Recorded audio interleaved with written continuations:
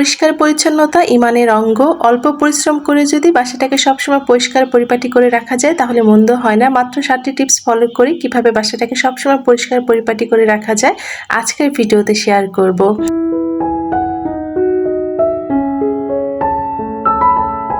আসসালামু আলাইকুম, কেমন আছেন সবাই? আমি ফারিয়া আছি আপনাদের সাথে Faris family blog YouTube channel থেকে। কাছে এবং দূরে যে যেখান থেকে আমার আজকের এই ব্লগ ভিডিওটি দেখা শুরু করেছেন, আশা করি সবাই আল্লাহর অশেষ রহমতে ভালো আছেন, পরিবারের পরিজন নিয়ে নিরাপদে আছেন। আলহামদুলিল্লাহ, আমি আমার পরিবারের পরিজন নিয়ে ভালো আছি। আমার আজকের এই ছোট্ট ভিডিওতে আপনাদের সাথে শেয়ার করব আমরা কিভাবে আমাদের বাসাটাকে সবসময় পরিষ্কার পরিপাটি করে গুছিয়ে রাখতে পারি অল্প পরিশ্রম করে। যাদের বাসায় ছোট বাচ্চা আছে বা অনেকেই আমরা মনে করি যে হ্যাঁ অনেকটা সময় লাগে আমাদের বাসাটাকে গুছিয়ে রাখতে, অনেকটাই পরিশ্রমের কাজ, আসলে তা না। মাত্র কয়েকটা টিপস ফলো করে কিন্তু আমরা আমাদের বাসাটাকে সবসময় পরিষ্কার পরিপাটি করে গুছিয়ে রাখতে পারি। হুটহাট করে মেহমান চলে আসলেও কিন্তু আমাদের বাসাটা সবসময় গোছানোই লাগবে। তো চলুন আপনাদের সাথে মাত্র 7টা টিপস ফলো করে আমরা কিভাবে আমাদের বাসাটা সবসময় গুছিয়ে রাখতে পারি, সবসময় গোছানো লাগবে দেখতে শেয়ার করি। একটা ঘর গোছানো কিনা সেটা দেখতে হলে প্রথমেই চোখে পড়ে বিছানা। বিছানাটা যদি গোছানো থাকে তাহলে দেখবেন পুরো ঘরটাকেই গোছানো লাগে দেখতে। তো ঘুম থেকে উঠে আমি কিন্তু খুব একটা দেরি করি না। আমার বাচ্চারা ঘুম থেকে উঠে যাওয়ার পরে আমি আমার বিছানাটাকে সুন্দর করে একদম টান টান করে গুছিয়ে নিই। পরবর্তীতে যদি বাচ্চারা একটু বিছানাতে ওঠে তাহলে কিন্তু দেখবেন খুব সহজে আবার একটু গুছিয়ে নেওয়া যায়। যাদের ছোট বাচ্চা আছে সম্ভব হলে সপ্তাহে 2বার বিছানা চাদরটা চেঞ্জ করুন। তবে আমার কাছে মনে হয় যাদের ছোট বাচ্চা নেই সেক্ষেত্রে কিন্তু সপ্তাহে 1বার বিছানা চাদরটা চেঞ্জ করে নিলেই হয়। তো আজকে আমি বিছানা চাদরটা চেঞ্জ করে নিয়েছি, আর আগেরটা হচ্ছে ওয়াশ করতে ওয়াশিং মেশিনে দিয়ে দিব। তো এভাবে যদি আমরা সকাল সকালে বিছানাটাকে গুছিয়ে নিই তাহলে দেখবেন যখন আপনি রুমে ঢুকবেন মনে হবে যে হ্যাঁ পুরো বাসাটাই গোছানো আছে। অনেকেই ঘর গোছানোর কাজটা করতে একটু দেরি করেন, ভাবেন যে রান্নার কাজ শেষ করে তারপর ঘরটা গুছিয়ে একচোটে ঝাড়ু দিয়ে নিব। কিন্তু আমার কাছে মনে হয় রান্না করে ঘর গোছানোর কাজটা করলে মাথার উপর বাড়তি একটা টেনশন থাকে, কখন রান্না শেষ হবে, কখন ঘর গুছিয়ে তারপর ঘরটা ঝাড়ু দিব। তার উপর যদি আবার হুটহাট করে বাসায় কেউ চলে আসে তাহলে দেখবেন বাড়তি একটা টেনশন থাকে। তাই রান্না করতে যাওয়ার আগে যদি বাসাটাকে চট জলদি কয়েকটা টিপস ফলো করে আমরা গুছিয়ে নিই, বিশেষ করে যে বিছানাটা, তারপর হচ্ছে আরও কিছু কাজ থাকে, তাহলে দেখবেন খুব সহজে কিন্তু একদমই অল্প পরিশ্রমে বাসাটা সবসময় পরিপাটি লাগবে দেখতে, গোছানো লাগবে। তো আমি আমার বেডরুমের বিছানাটা গুছিয়ে নিয়েছি, এতেই পুরো রুমটাই গোছানো লাগছে দেখতে, যেহেতু আমার বেডরুমে কাপড় রাখার কোনো আলনা বা স্ট্যান্ড নেই। তো আর সাথে সাথে আমি ফার্নিচারও মুছে নিয়েছি। তো বিছানাটা গোছানো থাকলে দেখতেই পাচ্ছেন কতটা গোছানো লাগছে রুমটা। তো যে কাপড়গুলো ছিল সাথে বিছানা চাদরটা আমি আজকে মেশিনে দিয়ে দিলাম। আজকে কাপড়ের পরিমাণ একটু বেশিই ছিল, যেহেতু বিছানা চাদরও ওয়াশ করা হবে, তো ভাবলাম আর টুকিটাকি যে কাপড়গুলো ছিল সেগুলোও দিয়ে দেই।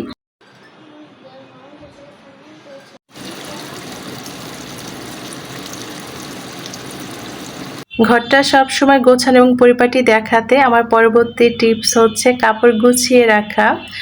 তো রুমের মধ্যে যদি কাপড়গুলো এলোমেলো অবস্থায় থাকে তাহলে কিন্তু পুরো বাসাটাকে মনে হবে অগোছালো, এলোমেলো। তো যাদের ছোট বাচ্চা আছে তাদের দেখা যায় কাপড়গুলো অনেক সময় এদিক সেদিকে ঘুরে বেড়ায়, বাচ্চা অনেক সময় দেখা যায় চেয়ারের উপর বা খাটের উপরে রেখে দেয়।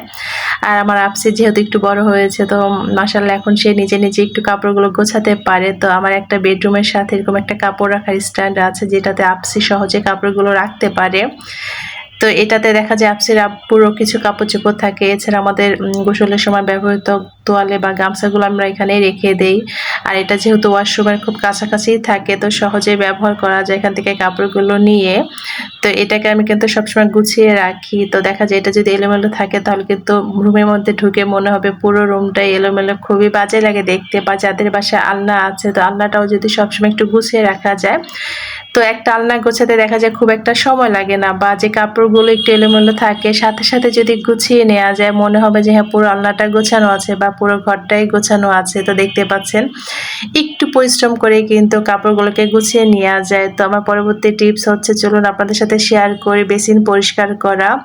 তো দেখা যায় আমি প্রতিদিনই গোসলের আগ দিয়ে বেসিনটা পরিষ্কার করে নিই। আজকে ডিপ ক্লিন করব। তো যেদিন আমি ডিপ ক্লিন করি হারপিক দিয়ে ডিপ ক্লিন করি, আর যেদিন আমি হচ্ছে সাথে সাথে মানে প্রতিদিন যে গোসলের আগ দিয়ে বেসিনটা পরিষ্কার করে নিই, সেদিন দেখা যায় সামান্য একটু ডিটারজেন্ট পাউডার দিয়ে আমি বেসিনটা পরিষ্কার করে নিই। আজকে যেহেতু ডিপ ক্লিন করব, তো কলের পিছনে পানির আয়রনে কিছুটা লাল হয়েছে এবং কলের যে গোড়ার দিকটা, তো এই জায়গাটা আমি একটা পুরাতন ব্রাশের সাহায্যে ভালো মতো পরিষ্কার করে নিব। তো এভাবে কিন্তু একটা পুরাতন ব্রাশের সাহায্যে সুন্দর করে বেসিনটা ডিপ ক্লিন করে নেওয়া যায়। আর খুব সহজে কিন্তু পুরাতন ব্রাশের সাহায্যে ময়লাগুলো পরিষ্কার হয়ে যায়। আমার যেহেতু এটা ডাইনিংয়ের বেসিন, তো আমি সবসময় চেষ্টা করি একটু পরিষ্কার রাখতে। আর ছোটো বাচ্চা থাকলে একটু বেশি ময়লা হয়, যার জন্য কিন্তু আমি প্রতিদিনই গোসলের আগ দিয়ে একটু পরিষ্কার করি। আমি বেসিনের ভিতরে একটা নেটের ব্যাগের মধ্যে তারের মাজনি দিয়ে ঘষে ঘষে পরিষ্কার করে নিব। তো চলুন আপনাদের সাথে একটা দারুণ টিপস শেয়ার করি, সেটা হচ্ছে যাদের বেসিন পানির আয়রনে লাল হয়ে গিয়েছে, সহজে দাগগুলো উঠতে চায় না, তারা কিন্তু চাইলে ডিমের খোসা ব্লেন্ড করে বা গুঁড়া দিয়ে ভালো মতো বেসিনটা পরিষ্কার করে নিতে পারেন। আমার চ্যানেলে কিন্তু একটা ভিডিওতে বলা আছে যে আমি কিভাবে ডিমের খোসা দিয়ে আমি দেখিয়েও দিয়েছিলাম বেসিনটা পরিষ্কার করে নেই। তো ডিমের খোসা কিন্তু অনেক কাজে ব্যবহার করা যায়। আমরা সবাই জানি যে ডিমের খোসা গুঁড়া কিন্তু গাছের যত্নে অনেক বেশি উপকারী। এছাড়া কিন্তু ডিমের খোসা ব্লেন্ড করে তো বেসিনটাও সুন্দর করে পরিষ্কার করে নেওয়া যায়। তো আমি আজকে যেহেতু হারপিক দিয়ে ডিপ ক্লিন করেছি, তো আমি আমার বেসিনটা সুন্দর করে একদমই ঘষে ঘষে কোনো পানির আয়রন দাগ নেই, দেখতে পাচ্ছেন কতটা পরিষ্কার হয়েছে। তো এভাবে যদি আমরা একটু আমাদের ডাইনিংয়ের বেসিনটা পরিষ্কার পরিচ্ছন্ন রাখতে পারি, তাহলে কিন্তু দেখবেন অনেকটাই শান্তি লাগে। তো চলুন আপনাদের সাথে আমার পরবর্তী টিপস শেয়ার করি, সেটা হচ্ছে এখন যেহেতু গরম, তো ফ্যান অনেক ব্যবহার করা হয়, ফ্যানটা কিন্তু খুব তাড়াতাড়ি ময়লাও হয়ে যায়। তো দেখা যায় আগে যেখানে মাসে একবার ফ্যান পরিষ্কার করলেই হয়ে যেত, এখন কিন্তু মাসে 2বার ফ্যানটা পরিষ্কার করতে হয়। বেশ কয়েকদিন ধরে ফ্যানের ময়লা খুব চোখে পড়ছিল, তো আফসির আব্বুকে বললাম ফ্যান পরিষ্কার করে দিতে। আমাদের বাসার ফ্যান সেই পরিষ্কার করে, তো যেদিন পরিষ্কার করে সব রুমের ফ্যান পরিষ্কার করে দেয়। তো প্রথমে একটা শুকনা কাপড় দিয়ে পরিষ্কার করে, পরবর্তীতে গ্লাস ক্লিনার স্প্রে করে কিন্তু সুন্দর করে পরিষ্কার করে নেয়। কখনোই ভেজা কাপড় বা তো ডিটারজেন্ট পাউডার দিয়ে কখনো পরিষ্কার করা হয় না। তো ডিটারজেন্ট পাউডার বা সাবান দিয়ে কিন্তু ফ্যান পরিষ্কার করলে ফ্যানের পাখা নষ্ট হয়ে যায়, জং পড়ে।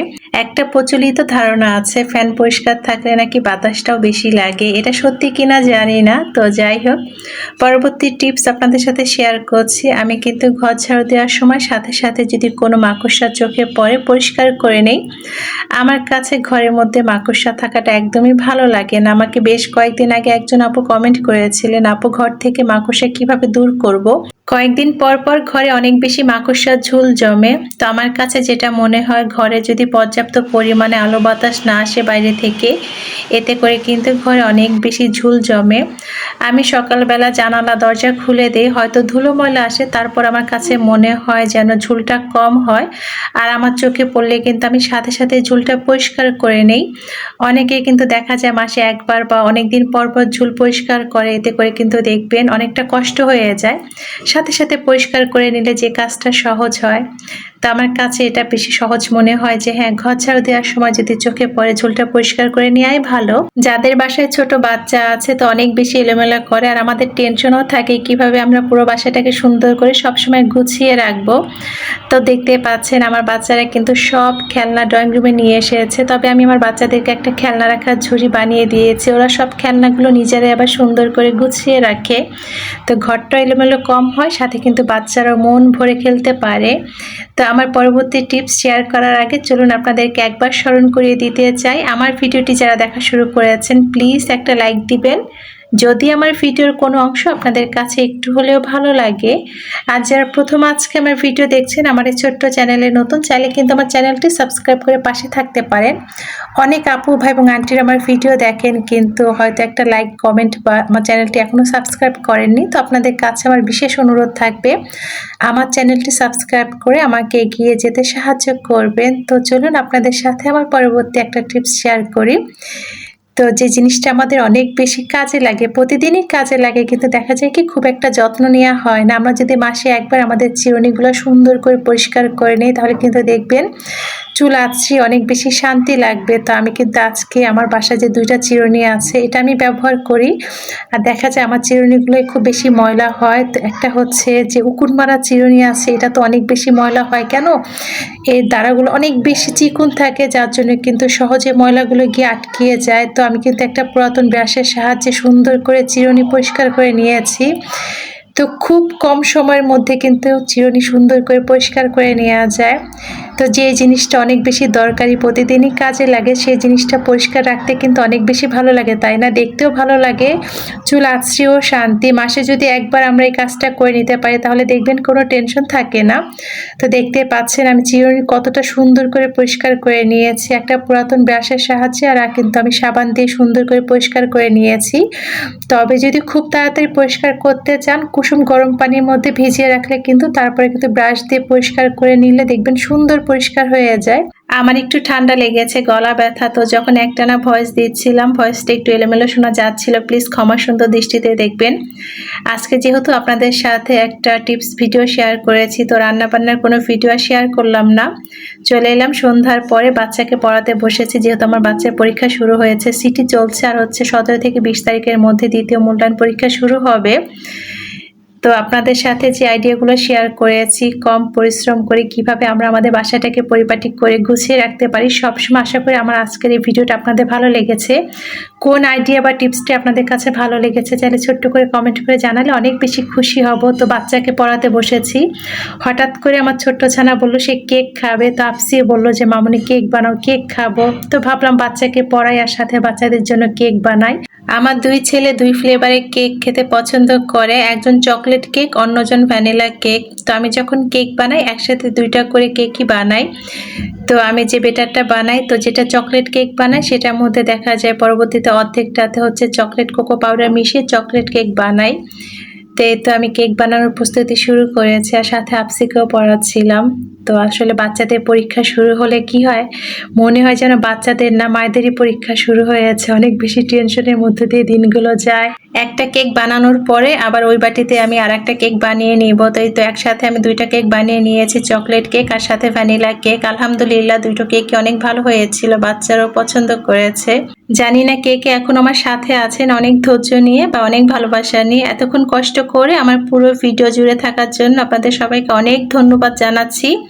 নতুন দিনে নতুন আরও একটি ব্লগ ভিডিও নিয়ে আপনাদের মাঝে হাজির হব। সে পর্যন্ত সবাই পরিবার পরিজন নিয়ে ভালো থাকবেন, নিরাপদে থাকবেন, সকলের সুস্বাস্থ্য আর দীর্ঘায়ু কামনা করে আজকের মতো বিদায় নিচ্ছি।